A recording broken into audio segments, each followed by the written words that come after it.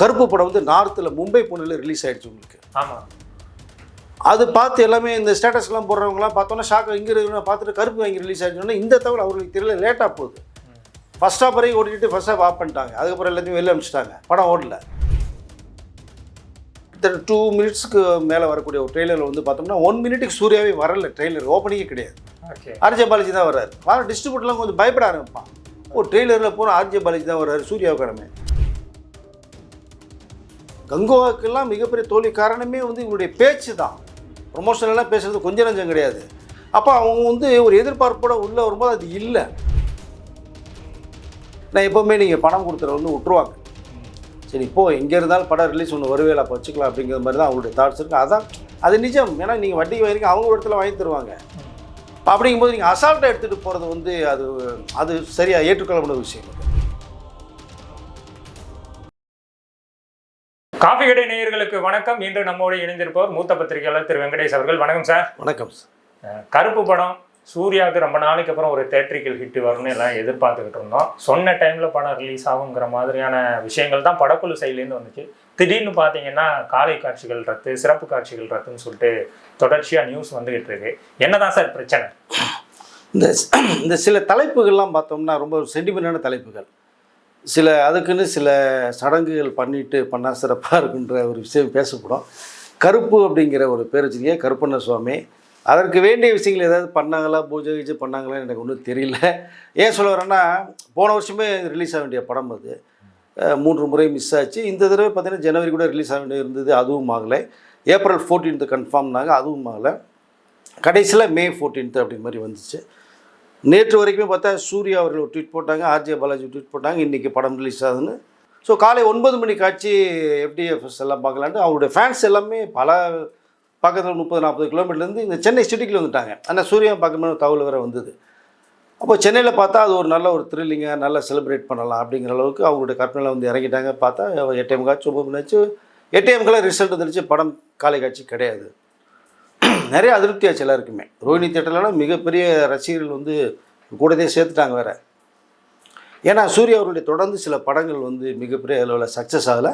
Retro மட்டுமே ஆவரேஜாக போன ஒரு படம். ஏன்னா சூர்யா அவர்களை மிகப்பெரிய உள்ள இந்த நம்பிட்டு இருந்த படம் வந்து இந்த கருப்பு படம். ஆனால் தெலுங்கில் விஸ்வநாத் சன்ஸ் கூட கொஞ்சம் தள்ளி ரிலீஸ் பண்ணிக்கலாம், கருப்பு நல்லா வந்திருக்கு, சென்டிமெண்ட்டு வில்லேஜ் மேட்ரு லேடிஸ் மத்தியில் கொஞ்சம் ரீச் ஆகுன்ற அளவு தான் அவருடைய மிகப்பெரிய ட்ரீமாக இருந்தது. ஆனால் பார்த்தோம்னா நமக்கும் காலை காட்சி போகிறதுக்கு நம்மளும் பரப்பிட்டோம். நமக்கு இடையில தகவல் ஒரு 8:15 தகவல் வந்துருச்சு, ஷோ இல்லை, கேன்சல்னு. என்னடா இது, ஏன் என்ன காரணம்னு விசாரிக்கும் போது தான் ஏன்னா ஏற்கனவே நிறைய பிரச்சனைகள் போய்கிட்டு இருக்கு. ஏன்னா சில கடன் வாங்கின சம்பவங்கள்லாம் இருக்குது. ஏன்னா திருப்பூர் சுமன் அவர்கிட்ட வாங்கினது, ஏற்கனவே இந்த அன்னபூர்ணா ஸ்டுடியோ வந்து இது நிறைய விஷயங்கள் கிட்டத்தட்ட ஒரு 60 crores மேலே ஒரு டீல் இருக்குது. அதெல்லாம் பேசி முடிச்சிருப்பாங்க. இல்லைனா இந்த அளவுக்கு சூர்யாவும் ட்வீட் பண்ண மாட்டார், ஆர்ஜே பாலாஜி போட மாட்டாங்க, சிஎம்க்கு வேறு தேங்க்ஸ் சொல்லி வேறு போட்ட விஷயங்கிறதுனால அப்படின்னு நினச்சோம். அதுக்கப்புறம் விசாரிக்கும் போது அந்த பிரச்சனை முடியல. ஏன்னா ஒரு படம் வந்து ஒரு ஸ்டார் வேல்யூ படத்தை ரிலீஸ் பண்ண போகும்போது ஆடியன்ஸ் எதிர்பார்ப்பாங்க. ஆடியன்ஸுக்கு வேறு ரொம்ப ஒரு மாதிரி இரிட்டேட்டாக இருக்குது. இப்போ எல்லாத்தையும் கால்குலேட் பண்ணவங்க ரிலீஸ் டேட் அனௌன்ஸ்மெண்ட் பண்ணுறதுக்கு முன்னாடி கன்ஃபார்ம் சொல்லிவிட்டு இப்படி ஒரு பிரச்சனை வரும்போது ஏற்கனவே வாங்கின படம் பிரச்சனை. ஏன்னா எப்போவுமே நீங்கள் பணம் கொடுத்துற வந்து விட்டுருவாங்க. சரி இப்போது எங்கே இருந்தாலும் படம் ரிலீஸ் ஒன்று வருவேல அப்போ வச்சுக்கலாம் அப்படிங்கிற மாதிரி தான் அவங்களுடைய தாட்ஸ் இருக்குது. அதான் அது நிஜம். ஏன்னா நீங்கள் வட்டிக்கு வாங்கிங்க அவங்க இடத்துல வாங்கி தருவாங்க.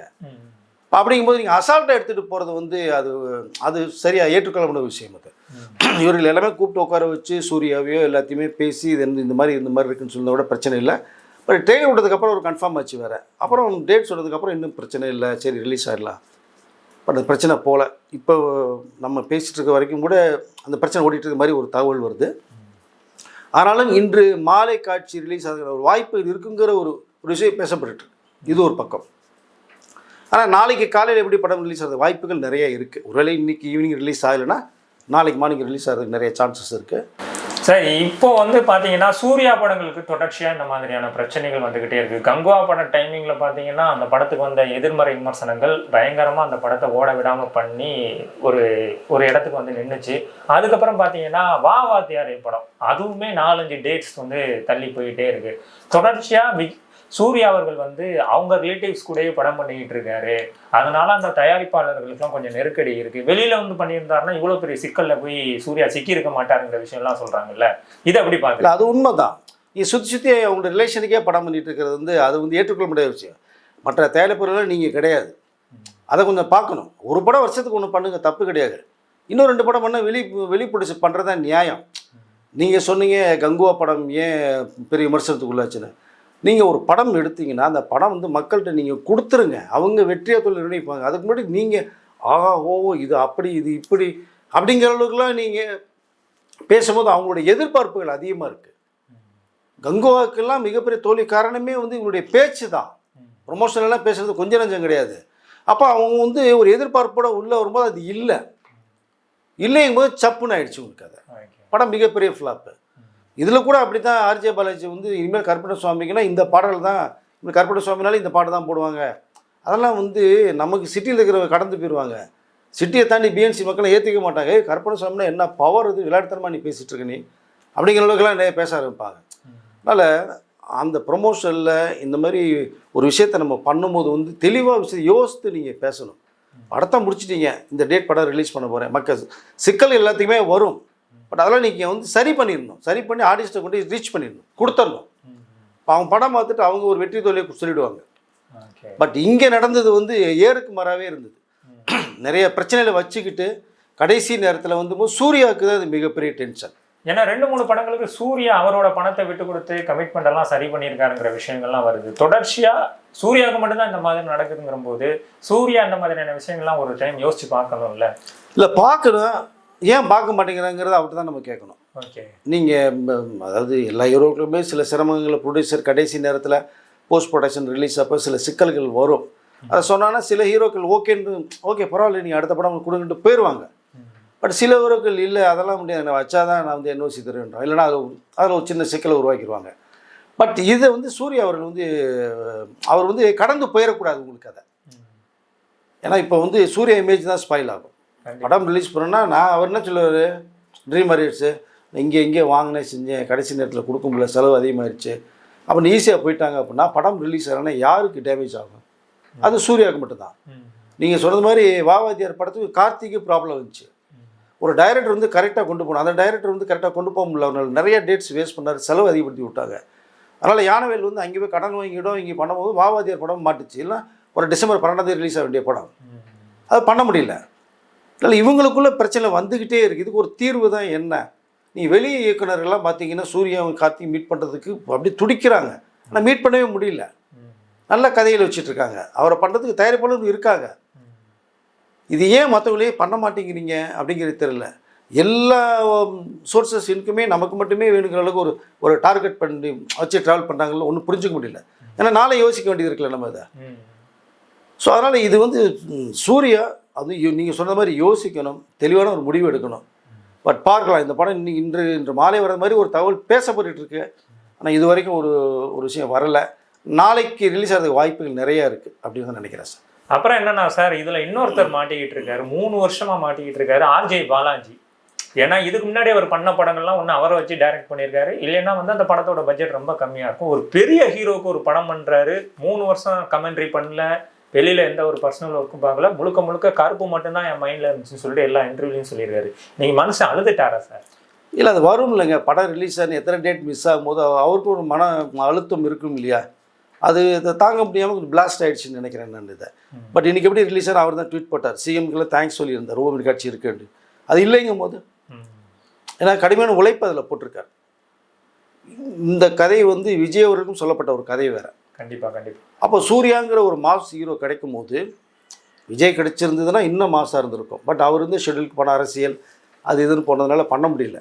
சூர்யா ஒரு மாஸ் ஹீரோ, அது ஒன்றும் தவிர்க்க முடியாது. பட் அப்படி ஒரு ஹீரோ கிடைக்கும் போது நம்ம வச்சும்போது ஒரு ஸ்டார் டைரக்டராக மாறதுக்கு வாய்ப்புகள் நிறையா இருக்கும் அவருக்கு. ஏன்னா அவர் வந்து ஹீரோ பண்ண படங்கள் தான் பண்ணியிருக்காரு, பெரிய அளவில் இப்போலாம் மூக்கித்தி அம்மன் வந்து நயன்தாரா பண்ணது.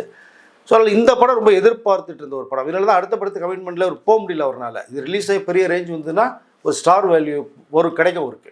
கண்டிப்பாக. அப்போது பல லட்சங்கள் வாங்குகிற சம்பளம் வந்து கோடிகளாக மாறும். அப்போ இவருக்கு இமேஜ் பரவாயில்ல, சூர்யா வச்சு சக்ஸஸ் பண்ணி காமிச்சிட்டாரு. ஏன்னா இதுக்குள்ளே அவருக்கு ஒரு சின்ன ப்ரெஸ்டீஜ் இஷ்யூ இருக்குது.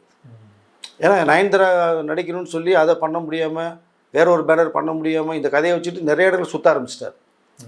அப்புறம் கடைசியாக சூர்யா தான் லைஃப் கொடுத்தது மாதிரி என்ன வச்சுக்கோ, இது நல்ல விஷயம், அது எஸ்ஆர் பரபரலும் கொடுத்தது தான். பட் அது சரியான நேரத்துக்கு வந்ததுன்னு நல்லாயிருக்கும்.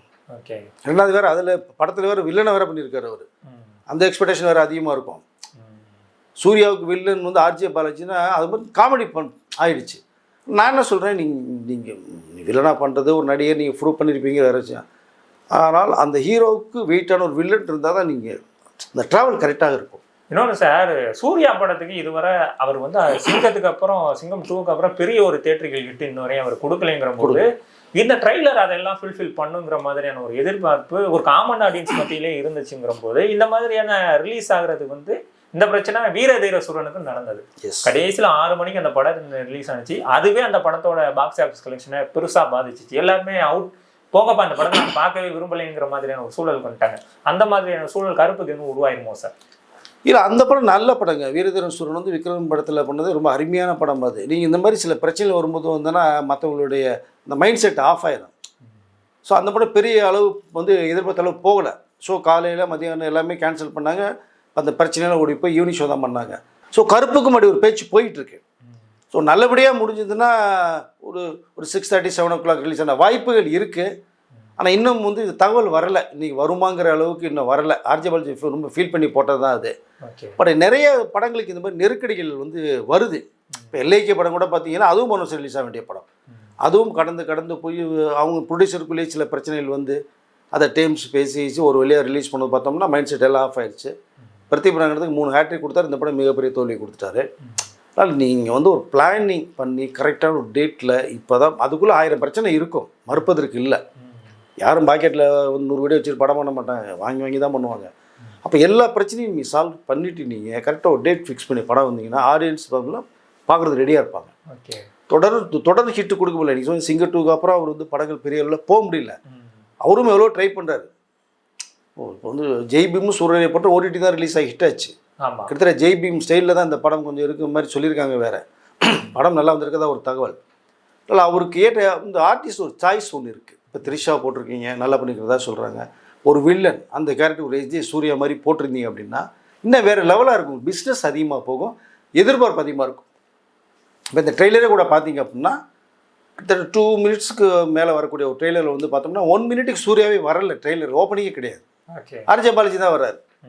இப்போ ஃபேன்ஸ் என்ன பார்ப்பாங்க, வர டிஸ்ட்ரிபியூட்டர்லாம் கொஞ்சம் பயப்பட ஆரம்பிப்பான். ட்ரெய்லரில் போகிற ஆர்ஜே பாலாஜி தான் வர்றாரு, சூர்யாவுக்கானமே. அப்போது மெயினாக ஒரு ஹீரோ மாசுக்கும் போது நீங்கள் அவரை வச்சு தான் நீங்கள் லைனில் கொண்டு போகணும். ஸோ ஒரு இயக்குனருக்கு தெரியாத விஷயம் கிடையாது இது. ஆனால் அவர் ட்ரெய்லரில் எப்படி பண்ணார் எனக்கு ஒன்றும் புரியல. சரி, ஓகே, முடிஞ்சிருச்சு. பல பிரச்சனைகள் தாண்டியாச்சு. இது ரசிகர்கிட்டையும் மக்கள்கிட்டையும் ரீச் ஆகணும், போட்ட பணத்தை எடுக்கணும், சூர்யாவுக்கு மிகப்பெரிய ஒரு வெற்றி படமாக அமையணும். இவ்வளோ பிரச்சனைகள் அது மேலே ஓடிக்கிட்டு இருக்கு. பட் ஒரு ஹீரோ மேலேயே வந்து தூக்கி ஒரு குண்டை போட்டிங்க அப்படின்னா அவர் எவ்வளோ தாங்க முடியும்? ஃபைனான்ஸ் கொடுத்தவர் வந்து யாரை நம்பி கொடுக்குறாங்க? ஒன்று ப்ரொடியூசர் கொடுக்குறாங்க. ஆனால் ப்ரொடியூசர் எப்படி பண்ணுறாருன்னா ஒரு ஹீரோ கிட்ட அக்ரிமெண்ட் போட்டு வாங்கிடுறாரு. அதை வச்சு தான் நீங்கள் ஃபைனான்ஸ் கொடுக்குறாங்க. அப்போ ஓகே, ஒரு கம்பெனி ஒரு ஹீரோ இருக்காங்கும் போது அங்கே வந்து இந்த ஹீரோ ஆட்டோமேட்டிக்காக பைண்டிங் ஆகிடுறாரு. ஸோ கேரண்டி மாதிரி எடுத்துக்கிறாங்க, மைண்ட் செட் ஆகிடுது. அப்போ நீங்கள் வர்ற படத்துக்கு ஒரு சின்ன சிக்கல்ன்றாங்க. இப்போ ரெட்ரோ படத்துக்கு அந்த ஒரு சின்ன சிக்கல் உருவாச்சு, கங்குவாக்கு பெரியகள் வச்சு. ஆனால் இல்லை என்னன்னு பார்த்தீங்க அப்படின்னா கருப்பு படம் வந்து நார்த்தில் மும்பை புனேல ரிலீஸ் ஆகிடுச்சு உங்களுக்கு. அது பார்த்து எல்லாமே இந்த ஸ்டேட்டஸ்லாம் போடுறவங்களாம் பார்த்தோன்னா ஷாக்காக இங்கே இருக்கிற பார்த்துட்டு கருப்பு வாங்கி ரிலீஸ் ஆகிடுச்சோன்னா இந்த தகவல் அவர்களுக்கு தெரியல, லேட்டாக போகுது. ஃபஸ்ட் ஹாஃப் வரைக்கும் ஓடிட்டு ஃபஸ்ட் ஹாஃப் ஆஃப் பண்ணிட்டாங்க. அதுக்கப்புறம் எல்லாத்தையும் வெளில அனுப்பிச்சிட்டாங்க, படம் ஓடல. இதே மாதிரி தான் விஜய் படத்துக்கும் அந்த மாதிரி தான் நிறைய ஆச்சு. உங்களுக்கு தலைவர் படம்லாம் பார்த்தீங்கன்னா வெளிநாடு, நார்த்து, ஆந்திரா, கேரளாலாம் ரிலீஸ் ஆகுது, கர்நாடகா. தமிழ்நாடு மட்டும் ரிலீஸ் ஆகலை. ஓகே, அது வந்து தமிழ்நாடு மட்டும் ரிலீஸ் ஆகலைங்கிற ஒரு பிரச்சனை இருக்குது. இது இங்கே தமிழ்நாட்டில் இப்படி ஒரு பிரச்சனை நடக்குதுங்கிறதே நார்த்தில் தெரியாமல் ரிலீஸ் பண்ணுறாங்க. அப்போ இதை வந்து நம்ம எப்படி பார்க்குறது? அப்போ ஏதோ கம்யூனிகேஷன் ப்ராப்ளம் இருக்குது, சரியான கான்டாக்ட் இல்லை. ஆனால் இன்றைக்கி காலையில் ரிலீஸ் ஆகுன்ற அந்த கான்ஃபிடென்ட் கொடுத்துட்டாங்கல்ல, கண்டிப்பாக. அப்போ அதனால் டக்குனு ரிலீஸ் ஆகுது அது. அப்போ இங்கே மட்டும் ஏன் பிரச்சனை அப்படிங்கும்போது நீங்கள் பணம் ஒரு இடத்துல வாங்கினீங்க அப்படின்னா அதுக்கு வேண்டிய அந்த ப்ராசஸை கிளியர் பண்ணிவிட்டு என்ஓசி மாதிரி நீங்கள் இருந்துட்டு பண்ணால் தான் சிறப்பாக இருக்கும். இல்லைன்னா இது எல்லாருக்குமே பாதிப்பு உள்ளாகும். ஏன்னா அந்த ட்ரீம் வாரியருக்கும் யானவேல் கம்பெனிக்குமே பார்த்தீங்க, கிரீஷ் உடைய பார்த்தோம்னா பிரச்சனைகள் ஓடிக்கிட்டே தான் இருக்குது பாவம் உங்களுக்கு 2 பேருக்குமே. அதில் மீண்டும் வந்து ஒரு ஃப்ரீயாக ஒரு படம் பண்ணணும். இல்லை, இந்த படம் பிரச்சனை அடுத்த படத்துக்கு ஒரு செக் வைக்கணும், இந்த படம்னா அந்த படம் இது. இப்போ சூர்யாவுக்கு ஒரு செக்கு, கார்த்திக்கு ஒரு செக் வைங்க அப்படின்னா இப்போ அவங்க எப்படி தான் நீங்கள் அடுத்த கட்டத்துக்கு போக முடியும்? உங்களுக்கு அதை ஒன்று எல்லாத்தையுமே நீங்கள் கிளியரன்ஸ் பண்ணிவிட்டு எல்லாம் முடிச்சுட்டு பிரச்சனை இல்லைன்னா உங்களுக்கு படம் பண்ணுறப்பா, இல்லைன்னா நான் இல்லைன்னா உங்கள் 2 பேரும் பண்ண முடியாப்பான்னு சூர்யா கார்த்திக் சொல்கிறேன்னா அவங்க ஒரு தெளிவு முடிக்க வருவாங்க. நீங்கள் பிரச்சனை இருக்கும்போது நீங்களும் உங்களுக்கு டைப் பண்ணி போயிட்டே இருந்தீங்க அப்படின்னா எப்படி பார்க்குறது? அதை ஓகே, மற்ற தயாரிப்பெல்லாம் உங்களுக்கு பண்ணுறது ரெடியாக இருக்காங்க. அப்போ நீ அதுக்குள்ளேயும் நீங்கள் பார்க்கணும்ல. மற்ற தயாரிப்பாளர்களுக்கு இவர் படம் பண்ணாதனால எந்த தயாரிப்பாளர்களும் இவரோட படங்களோட பிரச்சனைக்கு வந்து பேச மாட்டேங்கிறாங்க. வரமாட்டாங்க. எப்படி வருவாங்க? நீங்கள் ஒரு விஷயம் பண்ணாதானே ஒரு விஷயத்துக்கு வருவாங்க. இல்லை மேலோட்டமாக கடந்து பார்த்துட்டு போயிடுவாங்க அவங்க. ஓகே. அப்போ இந்த பிரச்சனைக்கு அப்படி தான். நீ ஜப்பான் படத்துக்கு மிகப்பெரிய ப்ராப்ளம் வந்துச்சு உங்களுக்கு. அது கார்த்திகோட 25 படம் நினைக்கிறேன். அதுக்கு ரொம்ப ப்ராப்ளம் வந்துச்சு. ஃபஸ்ட்டு டே ஷோ ஃபஸ்ட்டு காட்சி பார்த்துட்டு இருக்கும்போது ஆடியன்ஸ் பிடிக்கலன்னு இன்டர்வியூ கூட எந்திரிச்சு போயிட்டேன். நிறைய பேர் தியேட்டர் விட்டு. அப்படி ஒரு மோசமான படம் மாதிரி அமைஞ்சு போச்சு அவருக்கு கதை. அப்போ நீங்கள் வந்து சரி நம்மளுடைய ரிலேஷன் தான் பண்ணுறாங்கன்னு சொல்லிட்டு நீங்கள் கடந்து போயிடுறீங்க. அதை கடந்து போக வேண்டாம். கதையை நீங்கள் கேளுங்க ஃபஸ்ட்டு. நீங்கள் முடிவு பண்ணுங்கள். நடிக்கிறது நீங்கள் தான். அப்புறம் ஆர்ஜே பாலாஜி வந்து இதில் அவர் வில்லனாக பண்ணது பண்ணி முடிச்சாச்சு. இனிமேல் ஒன்றும் பண்ண முடியாது. அவர் இந்த கேரக்டர் பண்ணும்போது யாருன்னு சூர்யாவை கேட்டிருப்பாரு. அப்போ அவருக்கும் போது அவர் ஒத்துக்கிட்டு இருக்கும்போது ஒன்றும் பண்ண முடியாது. ஏன்னா சிம்பு கூட கொரோனா குமார் ஏன் பண்ணலன்னா அந்த படத்தை டைரக்டர் கோகுல் வந்து வில்லனா பண்ணிட்டு சொல்லலாம். சிம்பு பண்ணல. இது ஒரு பெரிய பிஸ்னஸ் உள்ள ஒரு பிளாட்ஃபார்ம். ஆமாங்க. அது ஹீரோ ஒரு படம் சக்ஸஸ் ஆனால் தான் நிற்க முடியும். வருஷம் 4 படம் பண்ண முடியும். நீ எப்படா ஒரு சீட் காலியாக தட்டி விடணுன்னு தானே இருக்காங்க எல்லா பேருமே. இப்போ சிம்பு சுதாரிச்சார். அதில் சூர்யா ஓகேன்னு ஆர்ஜே பாலாஜி வில்லனா போட்டாங்க. ஒருவேளை ஆர்ஜே பாலாஜி நல்லாவும் பண்ணியிருந்துருக்கலாம். சொல்ல படம் வந்து பார்த்தா தான் தெரியும் நமக்கு. நல்லா பண்ணியிருந்தா ரொம்ப சந்தோஷம்தான். ஆனாலும் இங்கே வந்து ஸ்டார் வேல்யூ ரொம்ப முக்கியம். ஒரு ஹீரோக்கு ஒரு வில்லன் முக்கியம். அது எம்ஜிஆர் அவர்கள் தான் ஃபாலோ பண்ணாங்க. எம்என் நம்பியார், அசோகன், ஆர்எஸ் மனோகர், ராமதாஸ் 4 பேர் சுற்றி வில்லனாக வச்சு படம் பண்ணார். எம்என் நம்பியார் பண்ணுறது இதுதான் பண்ணணும். அது அசோகன் பண்ண முடியாது பாரு. அசோகன் பண்ண கேரக்டருக்கு எம்என் நம்பியார்னா எம்என் பண்ண முடியாது, அசோகன் தான் பண்ண முடியும்னு அடித்து சொல்லுவார். பட் அவ்வளோ ஆப்டாக இருக்கும் உங்களுக்கு கேரக்டர்ஸ். அது மாதிரி ஹீரோக்கள் வந்து இந்த கேரக்டருக்கு வேணும்னு நீங்கள் முயற்சி பண்ணுங்கள், டேட் கேளுங்க அப்படின்னு சொன்னோம்னா படம் ஹிட் ஆகும், மக்கள்கிட்ட போய் ரீச் ஆகும். ஸோ அது கொஞ்சம் மிஸ் ஆகுது. அது ஏதாவது எல்லா காரணமும் மாட்டிக்கிச்சு கருப்பில். இப்போ வந்து சரி ஏதோ ஒன்று முடிஞ்சது. வட்டிக்கு வாங்கின தயாரிப்பால் கஷ்டப்படக்கூடாது. படம் ஓடணும். சூர்யாவுக்கு மிகப்பெரிய கம்பேக் அந்த படம் அமையணும். இனிமேல் வரக்கூடிய படங்களாவது வந்து இது மாதிரி பிரச்சனைகள் சிக்காத அளவுக்கு நீங்கள் அதுக்குள்ளே என்ன இருக்கோ நான் செவத்துக்குள்ளே முடிச்சுட்டு வெளில வந்தீங்கன்னா சந்தோஷமாக இருக்கும். ஓகே சார், பொறுத்திருந்து பார்ப்போம் 6 மணிக்காவது படம் ரிலீஸ் ஆகுதான்னு. நிறைய தகவலை பகிர்ந்துக்கிட்டீங்க. ரொம்ப நன்றி சார். நன்றி.